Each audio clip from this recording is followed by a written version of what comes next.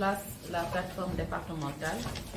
sur le foncier et la gouvernance des ressources naturelles. Donc un atelier qui est initié dans le cadre de la mise en œuvre du projet Sensou. Donc un projet porté par le CNCR qui est un membre du cadre de réflexion et d'action sur le foncier au Sénégal. Donc un thème qui nous intéresse au plus haut point, dans la mesure où 90% de nos préoccupations dans les différents services qui ont été conviés, ce sont des préoccupations liées à la gestion du foncier. Donc nous avons le plaisir ce matin d'accueillir les équipes des différentes organisations qui ont initié cette rencontre. Mais avant d'avancer, je vais donner la parole à M. Ngom, qui va placer un mot de bienvenue pour le compte du président du conseil départemental. di la ziar di nuyu sa adjoint monsieur Aydara di nuyu le sous-préfet de Ngélu monsieur Sarr et le sous-préfet de Mbarakoun monsieur Sarr di nuyu maire yi fi teew yëpp ci bés bi bés bu am solo la bés bu am maanaa ndax mbiru suuf moo nekk xew-xew boo xamante ne dafa bëri coow surtout ci commune yi maa ngi nuyu maire yi fi teew yëpp di leen ñaanal jàmm di ñaanal ñi nga xamante ne ñoo jógee ci gox-goxaat yi ñëw ngir teew ci atelier bi ñi nga xamante ne ñoo organisé lii tamit ñu ngi leen di dalal jàmm fii ci département Guinguinéo di ñaan suñu borom lépp lu ñu fi waxtaanee yal na lekk noo xamante ne njëriñu département bi la ak njëriñu askan bi loolu moo nekkoon kàddu yu nuyoo. di nuyu madame le préfet ak ses adjoints di nuyu monsieur le représentant du conseil départemental ak yeneen autorités yëpp yi fi teew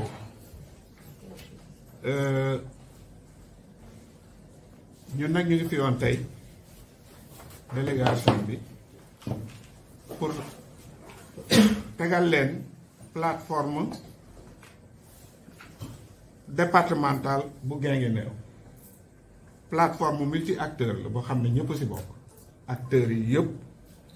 une plateforme de dialogue sur le foncier maanaam ci mbiri suuf foncier moom mooy alikala foncier toujours foncier amul bés bu yàlla di sàkk te dégguloo problème bi coow yi suuf coow yi suuf boobu mën na nekk suuf dëkkuwaay diggante dëkk mbaa ci biir dëkk mën na nekk aussi ci àll bi problème yi tool problème yi sàmm problème yi béykat loolu moom moo waral plateforme bi ñu leen bëgg a tegal ñun nag délégation bi mission CRAFT la CRAFT moom mooy le cadre de réflexion et d'action sur le foncier au Sénégal maanaam benn cadre boo xam ne ñu accès pour fàttali leen xëy na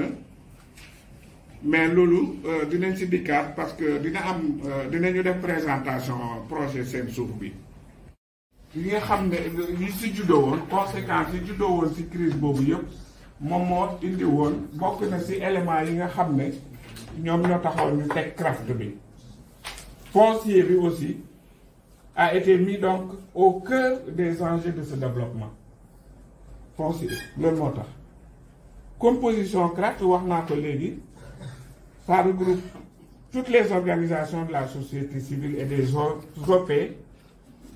qui entendent unir leurs efforts pour construire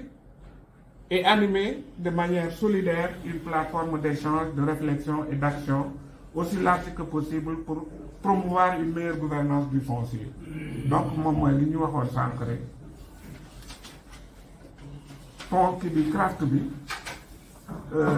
loolu moom mooy mission am vision am mooy plateforme en tant que plateforme gouvernance foncière boo xam ne ñëpp a ci bokk bu leer bu beddiwul kenn moom moo ko yëkkati mooy gis-gisam mission yi c'est développer influencer les politiques foncières. C'est une mission également de veille. Le président sax wax na ko ne moom li muy jot ci ay alerte 90% yi affaire suuf boo demee dans les tribunaux li ñuy acte li ci bari ay conflits fonciers donc mu waral aussi l'État du Sénégal mën nañu wax à travers la coopération allemande di def benn partenariat boo xam ne dañuy ñëw pour jàppale l'État du Sénégal ci ñu gën a ñoŋal en tout cas yoroon suuf ci cadre boobu aussi le CNCR en tant qu'organisation de la société civile nekk secrétariat au niveau du CRAFS comme ni ko waxee nekk le cadre d'action et de réflexion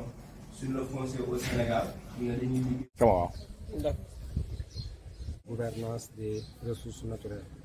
Comment est née l'idée de la mise en place de cette plateforme? Il faudra rappeler donc la mise en œuvre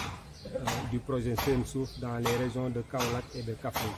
Et dans le cadre de la mise en œuvre donc,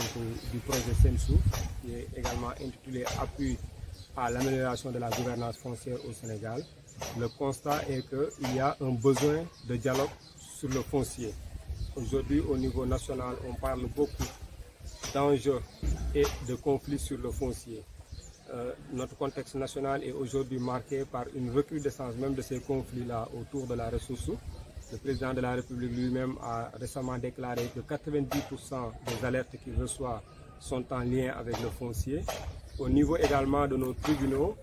il est attesté que plus de 60%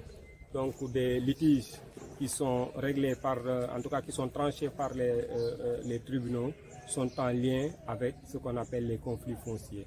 Donc autant de raisons qui nous ont poussés à vouloir réfléchir en tout cas sur la mise en place d'une plateforme multi-acteurs de dialogue sur la gouvernance foncière. Donc quand on dit aussi plateforme multi-acteurs, il faut noter qu'aujourd'hui les acteurs qui résistent sur le foncier sont nombreux. Ils sont nombreux et chaque acteur également a ses préoccupations par rapport donc, à la ressource. Nous avons les acteurs qui sont à la base, ce qu'on appelle les OP.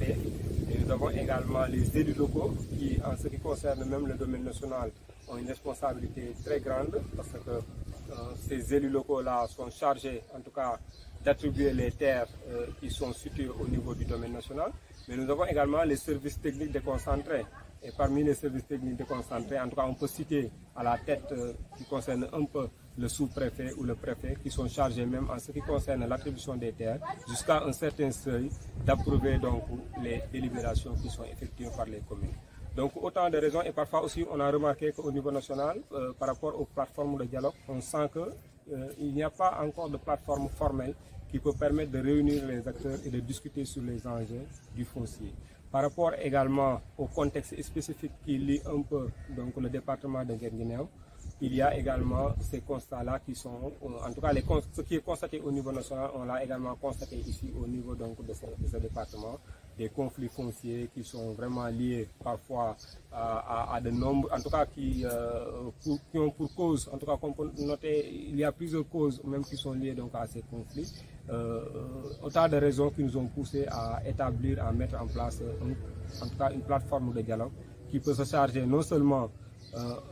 en tout cas de prévenir et de gérer les conflits, mais également se charger de tout ce qui concerne la gouvernance des ressources naturelles. Parce qu'au niveau national, ce qui est constaté, c'est qu'il y a des textes qui sont bien faits, bien élaborés, mais parfois il y a un défaut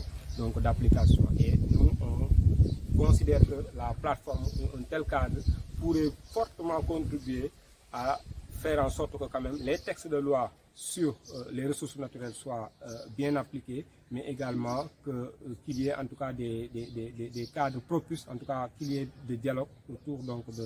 en tout cas des acteurs qui sont autour de ces ressources, qu'ils puissent avoir un outil à leur